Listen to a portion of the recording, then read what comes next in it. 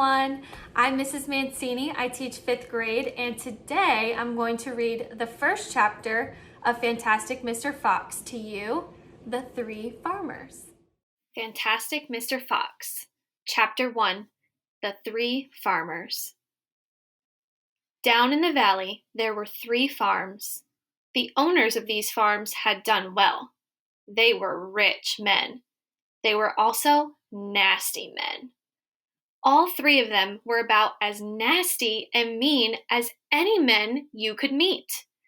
Their names were Farmer Boggis, Farmer Bunce, and Farmer Bean. Boggis was a chicken farmer.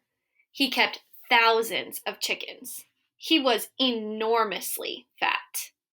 This was because he ate 3 boiled chickens smothered with dumplings every day for breakfast, lunch, and supper. Bunce was a duck and goose farmer. He kept thousands of ducks and geese. He was a kind of pot-bellied dwarf. He was so short his chin would have been underwater in the shallow end of any swimming pool in the world. His food was donuts and goose livers. He mashed the livers into a disgusting paste and then stuffed the paste into the donuts. This diet gave him a tummy ache and a beastly temper. Bean was a turkey and apple farmer. He kept thousands of turkeys in an orchard full of apple trees. He never ate any food at all. Instead, he drank gallons of strong cider, which he made from the apples in his orchard. He was as thin as a pencil and the cleverest of them all. Boggis, Bunce, and Bean, one fat, one short, one lean. These horrible crooks, so different in looks, were none the less equally mean.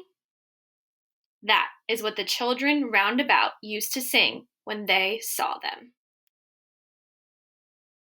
Everyone, Mrs. Trottweiler here. I'm a basic skills instructor. I'm going to read you Chapter 2 of Fantastic Mr. Fox. It's called Mr. Fox.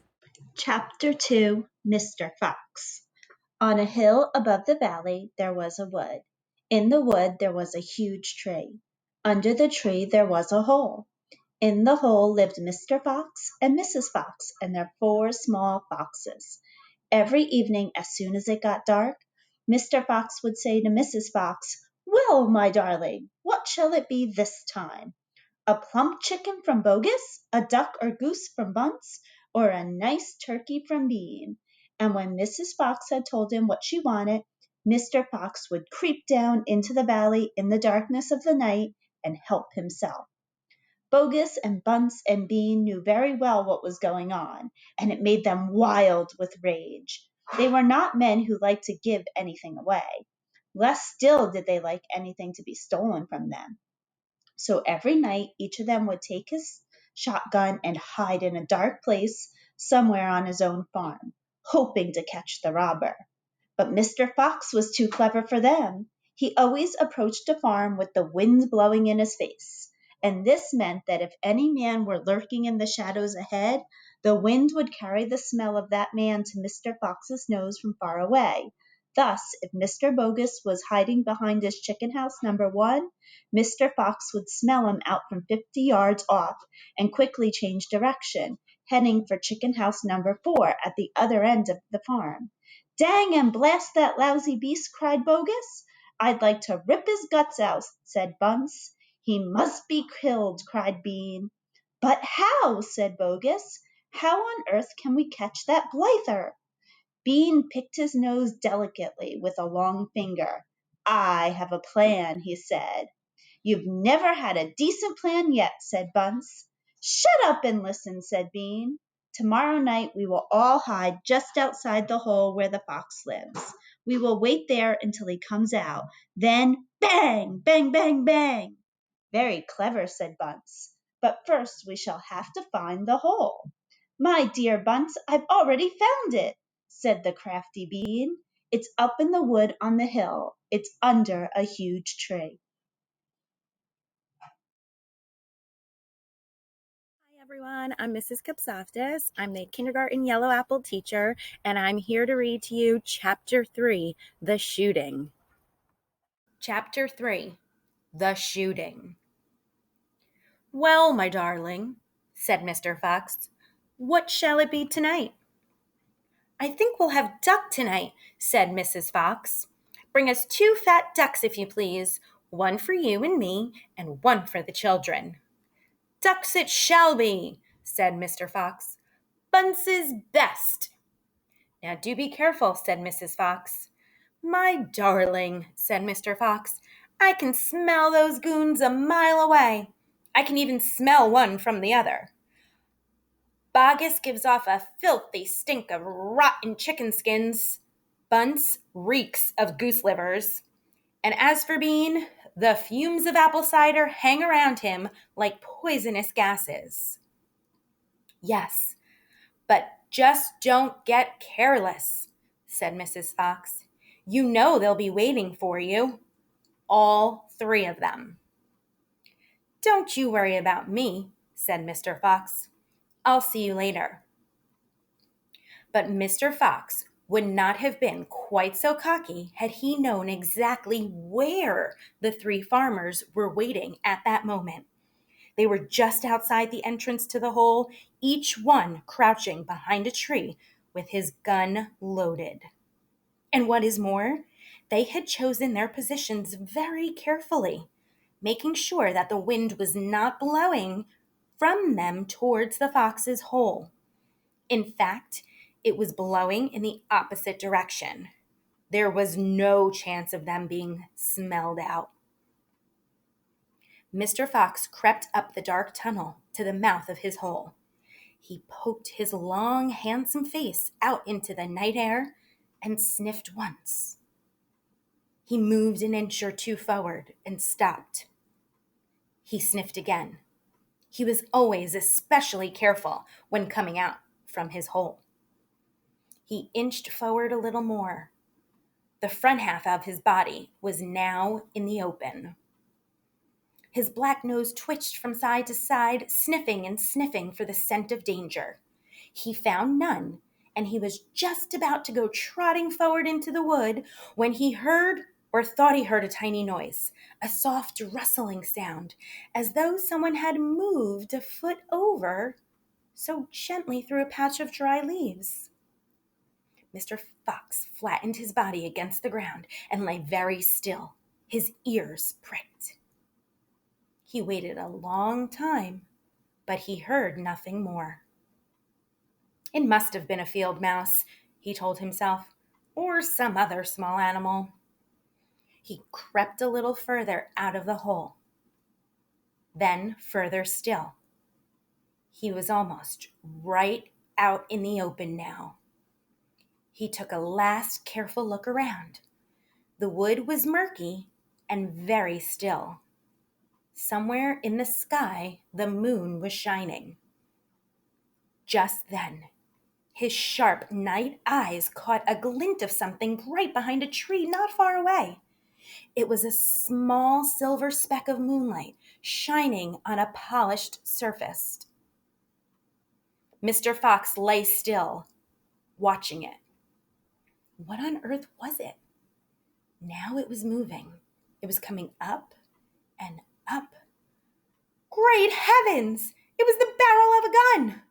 Quick as a whip, Mr. Fox jumped back into his hole, and at that same instant, the entire wood seemed to explode around him. Bang, bang! Bang, bang! Bang, bang! The smoke from 3 guns floated upward in the night air. Boggis and Bunce and Bean came out from behind their trees and walked towards the hole. "Did we get 'em?" said Bean. One of them shone a flashlight on the hole, and there on the ground, in the circle of light, half in and half out of the hole, lay the poor, tattered, blood-stained remains of a fox's tail. Bean picked it up.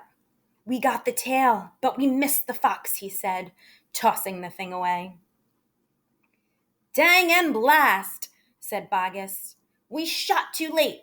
We should have let fly the moment he poked his head out." "He won't be poking it out again in a hurry," Bunce said. Bean pulled the flask from his pocket and took a swig of cider. Then he said, "It'll take 3 days at least before he gets hungry enough to come out again. I'm not sitting around here waiting for that. Let's dig him out." "Ah," said Bogus. "Now you're talking sense. We can dig him out in a couple of hours. We know he's there." "I reckon there's a whole family of them down that hole," Bunce said. "Then we'll have the lot," said Bean. "Get the shovels." Hi, boys and girls. My name is Mrs. Sorrentino. I teach 3rd grade, and I'm going to read to you Chapter 4, The Terrible Shovels. Hope you enjoy. Chapter 4, The Terrible Shovels. Down the hole, Mrs. Fox was tenderly licking the stump of Mr. Fox's tail to stop the bleeding. "It was the finest tail for miles around," she said between licks. "It hurts," said Mr. Fox. "I know it does, sweetheart, but it'll soon get better." "And it will soon grow again, Dad," said one of the small foxes. "It will never grow again," said Mr. Fox. "I shall be tailless for the rest of my life." He looked very glum. There was no food for the foxes that night, and soon the children dozed off. Then Mrs. Fox dozed off. But Mr. Fox couldn't sleep because of the pain in the stump of his tail. "Well," he thought, "I suppose I'm lucky to be alive at all. And now they've found our hole, we're going to have to move out as soon as possible. We'll never get any peace if we—" What? What was that? He turned his head sharply and listened. The noise he heard now was the most frightening noise a fox can ever hear. The scrape, scrape, scraping of shovels digging into the soil. "Wake up!" he shouted. "They're digging us out!" Mrs. Fox was wide awake in 1 second. She sat up, quivering all over. "Are you sure that's it?" she whispered. "I'm positive. Listen." "They'll kill my children!" cried Mrs. Fox. "Never," said Mr. Fox. "Oh, but darling, they will," sobbed Mrs. Fox. "You know they will." Scrunch, scrunch, scrunch went the shovels above their heads. Small stones and bits of earth began falling from the roof of the tunnel. "How will they kill us, Mummy?" asked one of the small foxes. His round black eyes were huge with fright. "Will there be dogs?" he said. Mrs. Fox began to cry. She gathered her 4 children close to her and held them tight. Suddenly there was an especially loud crunch above their heads, and the sharp end of a shovel came right through the ceiling. The sight of this awful thing seemed to have an electric effect upon Mr. Fox. He jumped up and shouted, "I've got it! Come on! There's not a moment to lose! Why didn't I think of it before?" "Think of what, Dad?" "A fox can dig quicker than a man," shouted Mr. Fox, beginning to dig. "Nobody in the world can dig as quick as a fox." The soil began to fly out furiously behind Mr. Fox as he started to dig for dear life with his front feet. Mrs. Fox ran forward to help him. So did the 4 children. "Go downwards," ordered Mr. Fox. "We've got to go deep as we possibly can." The tunnel began to grow longer and longer. It sloped steeply downward. Deeper and deeper below the surface of the ground it went. The mother and the father and all 4 of the children were digging together. Their front legs were moving so fast you couldn't see them.